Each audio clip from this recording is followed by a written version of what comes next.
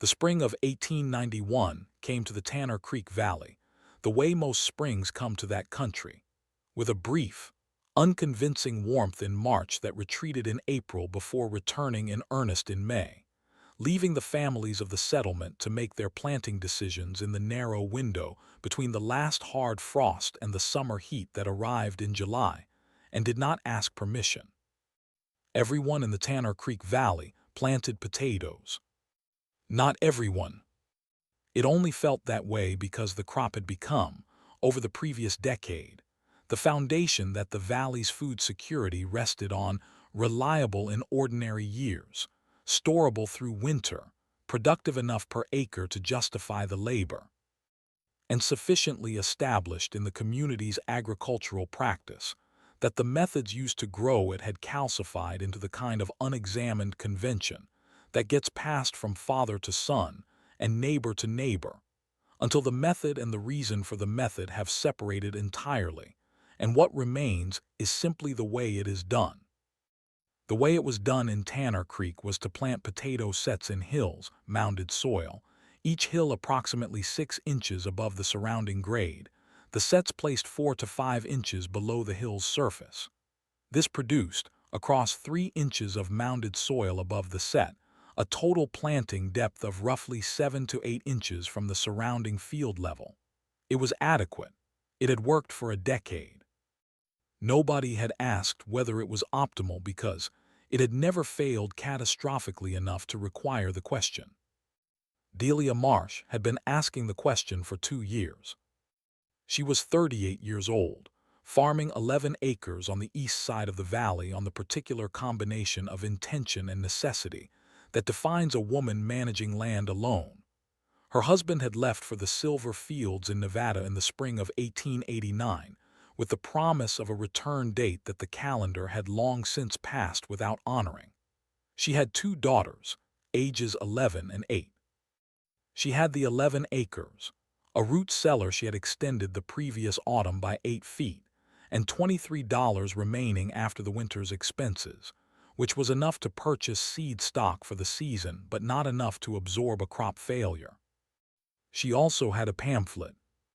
She had written to the Territorial Agricultural Station the previous autumn, not in desperation, but in the specific way she did most things, with the methodical thoroughness of a woman who had understood since the second year of managing the farm alone that the people who survived difficult circumstances were rarely the people who worked hardest, and almost always the people who thought most carefully about what they were doing and why. The pamphlet that arrived in December was titled, without elegance, Observations on Tuber Development Under Variable Soil Depth Conditions in Northern Territory Climates. It was 61 pages long. She had read it twice, the second time with a pencil in her hand. What the pamphlet described, across the 3 sections she had marked most heavily, was the relationship between planting depth, soil temperature stability, and tuber development in climates subject to rapid surface temperature fluctuation. The kind of fluctuation that severe weather events produced, and that surface-planted crops experienced in full while deeper-planted crops experienced in diminished form, because soil is a thermal insulator, and its insulating capacity increases with depth. The conventional Tanner Creek planting depth put the sets at 8 inches from field level. The pamphlet's data suggested that 12 to 14 inches provided meaningfully superior protection against the surface temperature events that damaged developing tubers.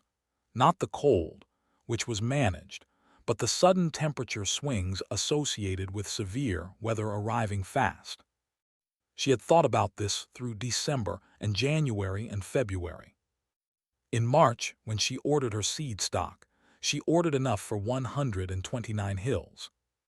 She planted them all at 14 inches.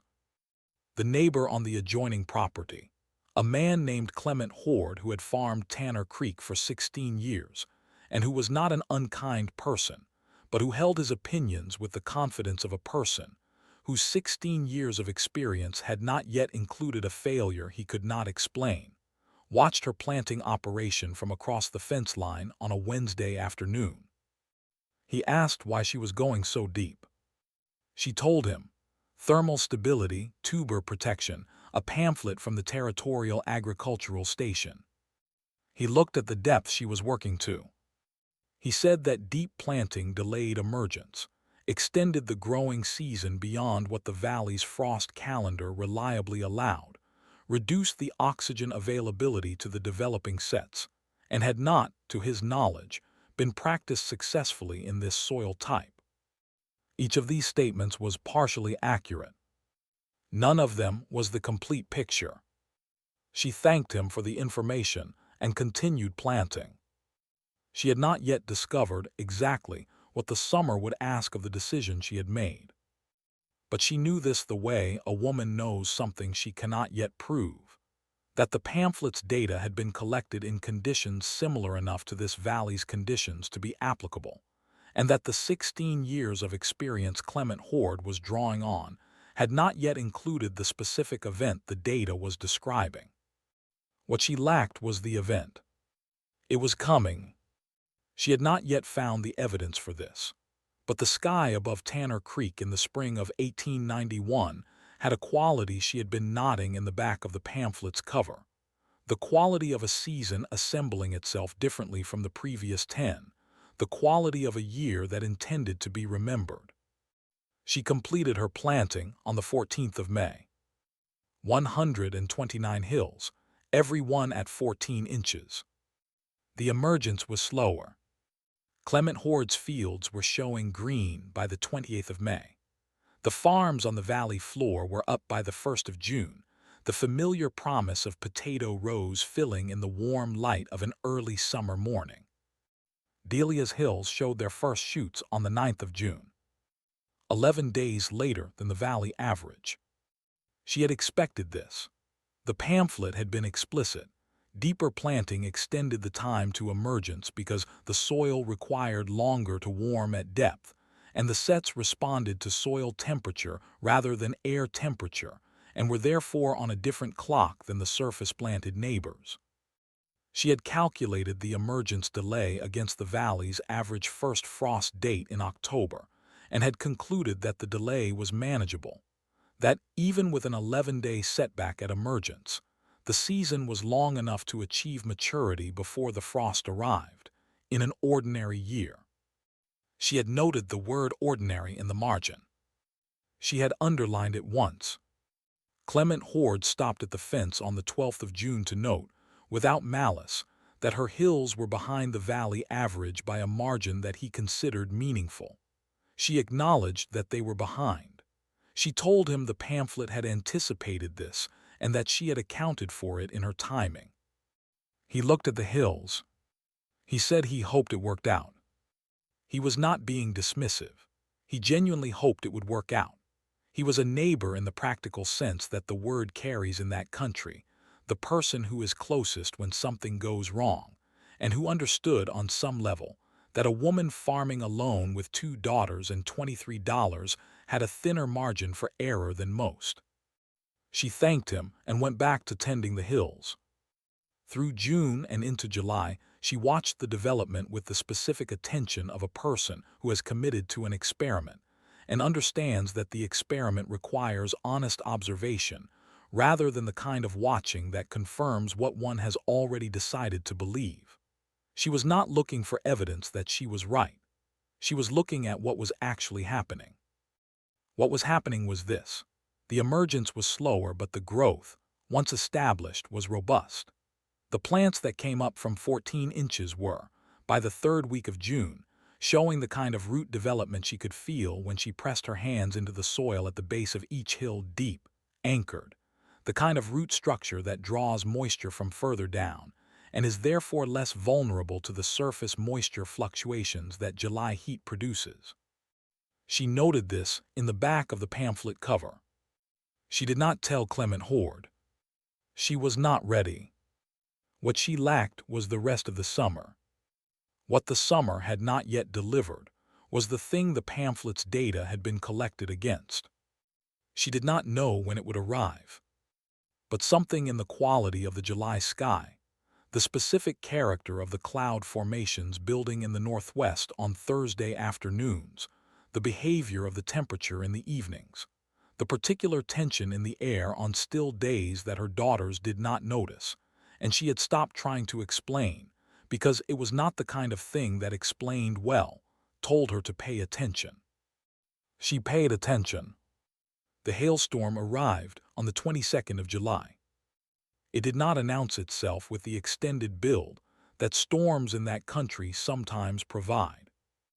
It arrived the way the worst ones arrive, with a 40-minute warning in the northwest sky that a person had to be watching for to read correctly, and then with the full weight of its intention delivered in 19 minutes of hail that the families of Tanner Creek would describe, in the letters and accounts written afterward, in the vocabulary of people trying to communicate an experience to someone who was not present and will not fully receive it regardless of what words are chosen. The hailstones were the size of field peas at the leading edge and the size of hazelnuts at the peak. Delia was in the cabin with her daughters when it arrived, having read the northwest sky 40 minutes before in the way she read most things carefully, and with the specific benefit of 2 years of paying attention to what the sky above this valley did when it intended to be taken seriously. She had not been able to cover the hills. There was no practical cover for 129 potato hills in a 40-minute window on a farm operated by one adult. She had stood in the doorway and watched it come. The 19 minutes were loud in the way that hail on a tin roof is loud, the specific percussive violence of a sound that does not allow conversation and does not permit the kind of calm assessment that she would have preferred, requiring instead the particular patience of a person who has done what they could do and is now experiencing what comes next. When it stopped, she walked out.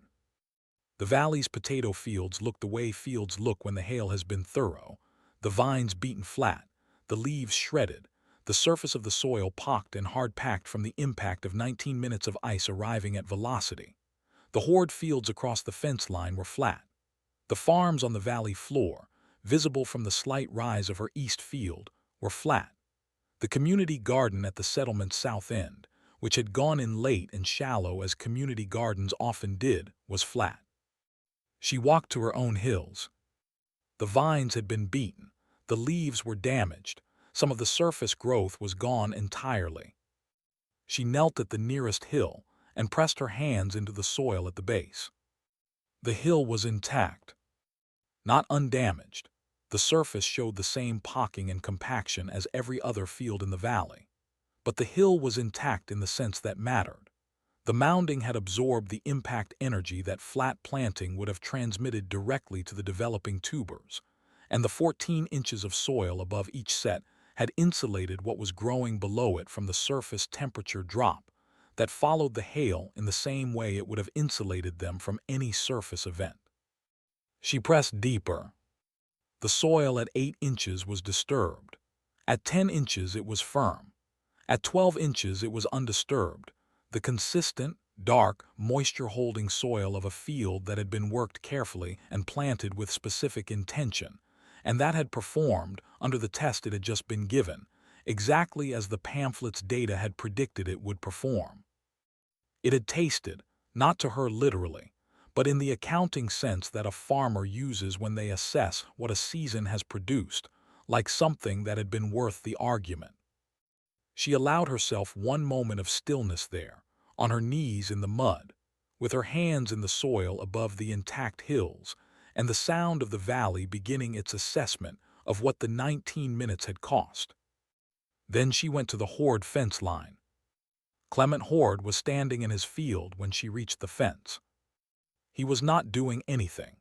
He was standing in a flat field of beaten vines that had represented, before the 22nd of July, a season's work and a season's food security, and he was in the specific position of a man who is absorbing an outcome and has not yet begun to think about what comes next.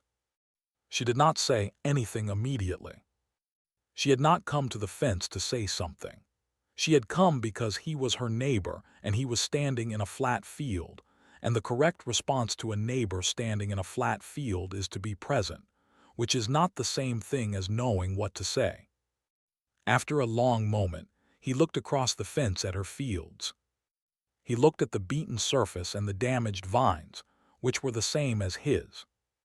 He looked at the hills, which were not flat. He asked how deep she had planted. She told him 14 inches. He was quiet for another moment.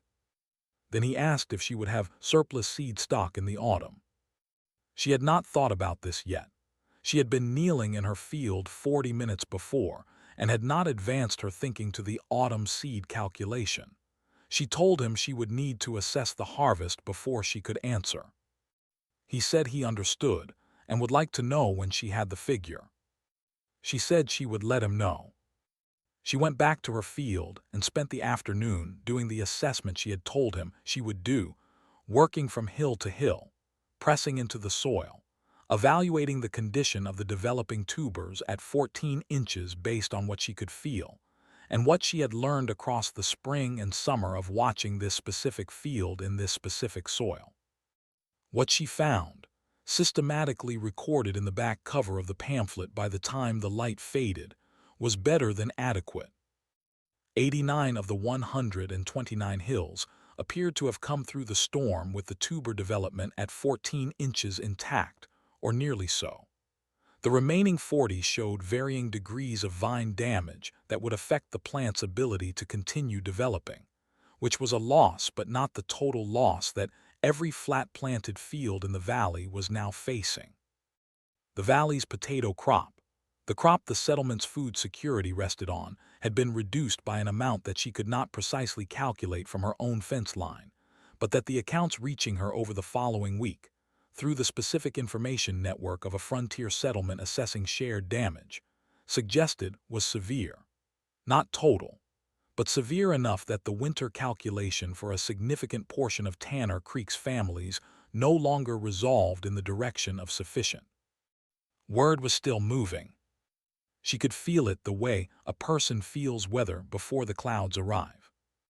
By the first week of August, 4 families had asked whether she had seed stock she would be willing to sell for the following year's planting.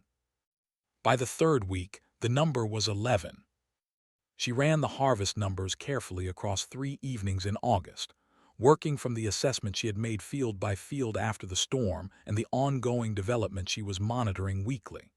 What the numbers told her by the end of August was that her harvest would be sufficient for her own household's winter needs, sufficient for the seed stock the following season required, and sufficient for a surplus that could move into the valley at a price she had not yet set but had begun to calculate. She set the price with the same care she brought to everything, on the basis of her costs, her labor, the value of what the valley now needed and did not have, and the specific ethics of a person who understood the difference between pricing fairly in a shortage and extracting the maximum a shortage would support. The price she arrived at was fair. It would not make her wealthy. It would make the winter manageable in a way that the $23 of the previous spring had not. What she lacked was a larger field. What she had was a method, a root cellar, and a waiting list of 11 names. That was, in the accounting of a year that had cost the valley a season's food security, considerably more than most. The harvest came in the 3rd week of September. She dug the hills herself, with her daughters working the baskets beside her, and what came out of the ground at 14 inches was the specific reward of a decision made in March against the conventional wisdom of 16 years of established practice, and the gentle discouragement of a neighbor who had genuinely hoped it would work out. It had worked out. Not perfectly.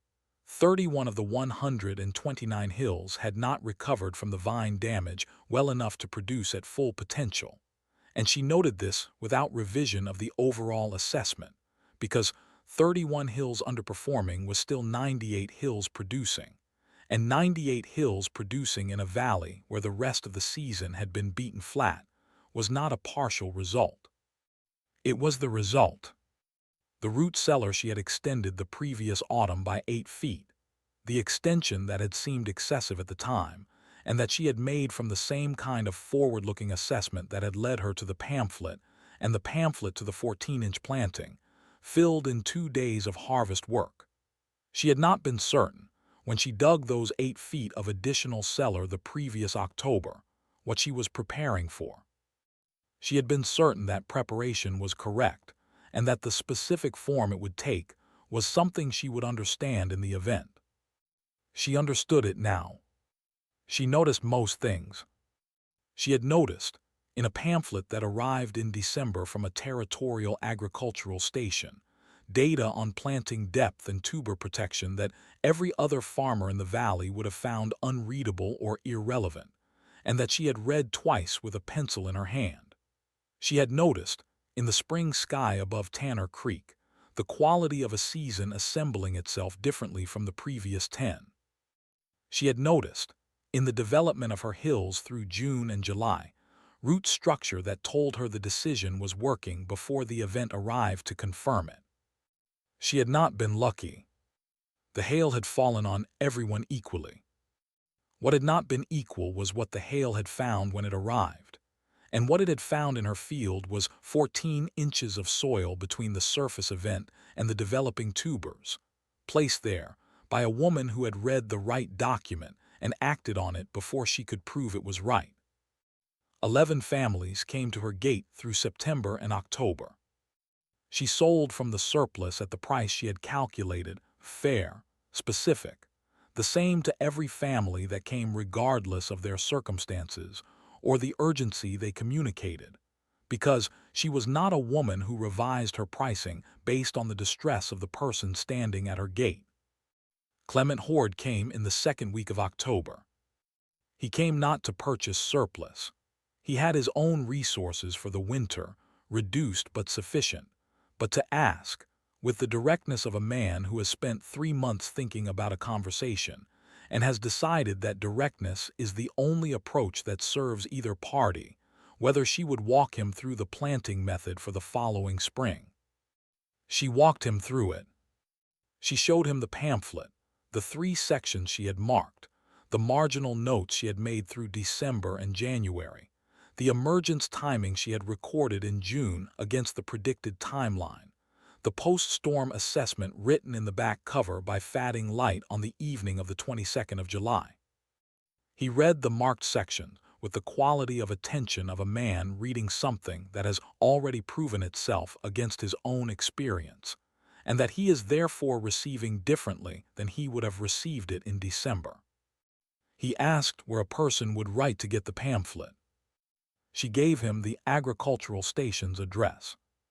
He planted his hills at 14 inches the following spring. She was, for the first time in the life she had built here, managed alone, without apology, across 3 years of a husband who did not return, and a farm that did not simplify, and a valley that meant well but defaulted to the way things had always been done, exactly where she had meant to be. Not comfortable, not finished, but placed correctly, in a field that had been tested and had held, in a root cellar that was full, with a waiting list that told her the following year's seed stock was spoken for before she had finished harvesting this year's hills. Word was still moving through Tanner Creek. It had not stopped since August.